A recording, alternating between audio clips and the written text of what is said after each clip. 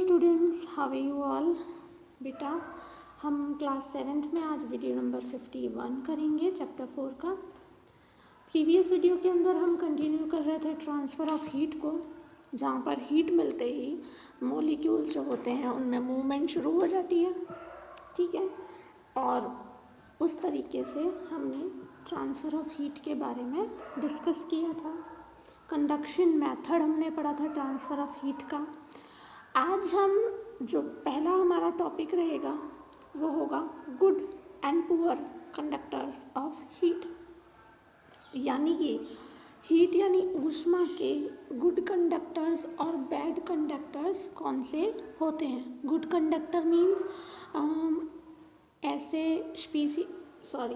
ऐसे मॉलिक्यूल्स या ऐसी थिंग्स जिनमें से हीट जो है वो इजीली ट्रांसफ़र हो जाती है, वो तो होते हैं गुड कंडक्टर्स।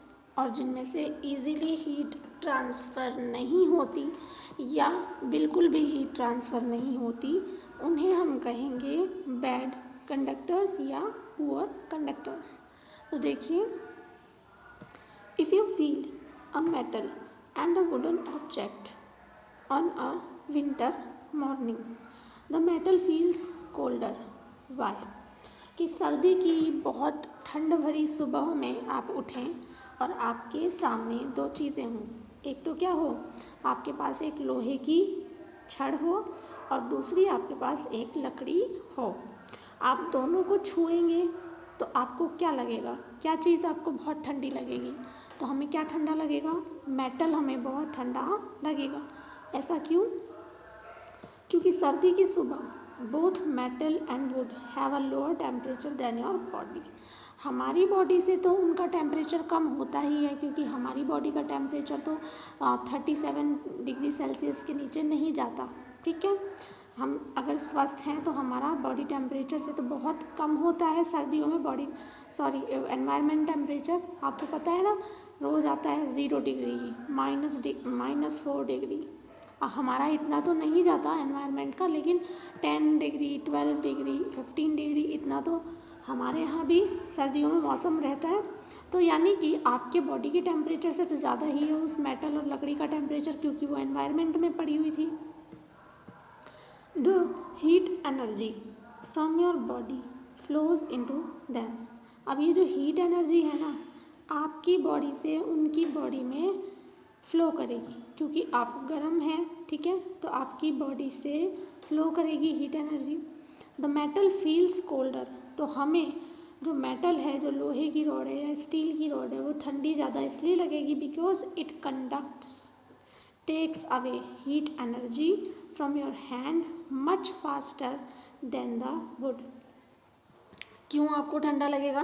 क्योंकि ये कंडक्ट करता है, मतलब कि लेकर जाता है। किसे लेकर जाता है? हीट एनर्जी को लेकर जाता है। आपके हाथ से कहाँ लेके जाएगा? बहुत तेज़ी से लेके जाएगा, जबकि जो लकड़ी है वो आपके हाथ तक हीट एनर्जी को बहुत तेज़ी से लेकर नहीं जाएगी, ठीक है। समझ में आई ये बात आपको? इसी में देखिए, this is because metal are good conductors. Metals जो होते हैं वो क्या होते हैं? गुड कंडक्टर्स होते हैं हीट के, जबकि प्लास्टिक, ग्लास यानी कि कांच और वुड ये और हवा ये भी पुअर कंडक्टर्स है। किसके लिए? हीट के लिए, यानी ऊष्मा के लिए। लकड़ी, प्लास्टिक ये तो पुअर कंडक्टर्स हैं, और मेटल्स जो होते हैं वो गुड कंडक्टर्स होते हैं, ठीक है बेटा। तो अब ये जो छोटी छोटी एक्टिविटीज़ हैं इन्हें आप देख सकते हैं। मेटल की स्पून होती है तो वो गर्म हो जाएगी गर्म पानी की वजह से, because of it is good conductor, है ना। इस तरीके से आप देखिए। नेक्स्ट पॉइंट क्या है? Poor conductors are good insulators of heat energy. यहाँ पे एक नया हमें वर्ड मिला है, इंसुलेटर। इंसुलेटर क्या होता है? कंडक्टर वो होते हैं जिनमें इजीली क्या हो सकता है? ट्रांसफ़र ऑफ हीट हो सकता है। इंसुलेटर वो जिनमें बिल्कुल भी क्या नहीं होता? ट्रांसफ़र ऑफ हीट नहीं होता है, वो होते हैं इंसुलेटर्स, ठीक है। तो अगर कोई वस्तु जो है, कोई थिंग जो है वो बुरी कंडक्टर है या ख़राब कंडक्टर है, इसका मतलब वो बहुत अच्छी इंसुलेटर है, ठीक है। देखिए कैसे। Materials that conducts heat poorly do not transfer heat well.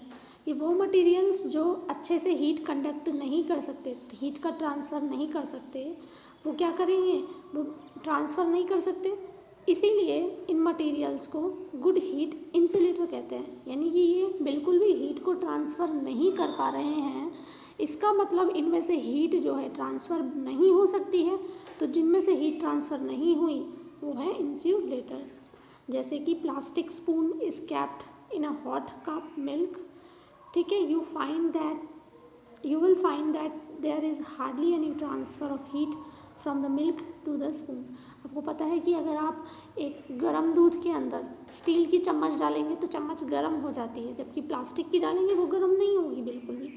इसीलिए आपने देखा है जो आपके घर के बर्तन होते हैं, रसोई के बर्तन जो होते हैं, बर्तन तो क्योंकि हीट पर रखे जाते हैं और ये मेटल के होते हैं इसलिए गुड कंडक्टर है तो बहुत जल्दी गर्म होते हैं। लेकिन जो इनके हैंडल्स बने होते हैं इन्हें हम आसानी से पकड़ सकते हैं, इतने गर्म होने के बाद भी ये गर्म नहीं लगते। क्यों? क्योंकि ये जो हैंडल्स हैं ये किसके बनाए जाते हैं, इंसुलेटर मटेरियल के, कि इनमें तो हीट ट्रांसफ़र ही नहीं होगी तो ये गर्म नहीं होते, इसलिए इनके जो हैंडल्स हैं वो प्लास्टिक के बनाए जाते हैं। क्लियर है बेटा? देखिए, air is a good heat insulator. जो हवा है वो भी एक हीट इंसुलेटर है, यानी कि वो भी अच्छे से ऊष्मा का जो है ट्रांसफ़र नहीं कर सकती।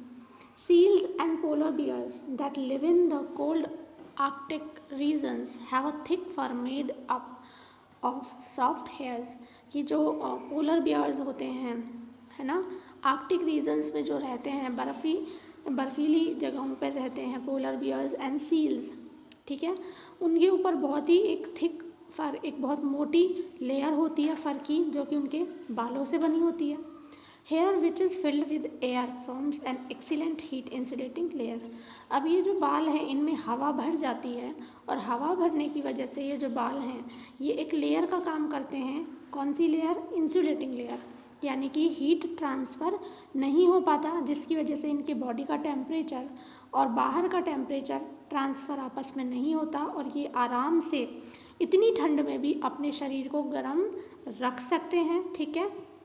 जबकि ये जहाँ रहते हैं वहाँ का जो टेम्परेचर है वो -40 डिग्रीज़ के आसपास का होता है, उसके बाद भी ये अपनी बॉडी के अंदर का जो टेम्परेचर है उसे गर्म बनाए रखते हैं, ठीक है बेटा। तो आज हमने बात करी गुड एंड बैड कंडक्टर्स की, आगे हम नेक्स्ट वीडियो में पढ़ेंगे। Thank you.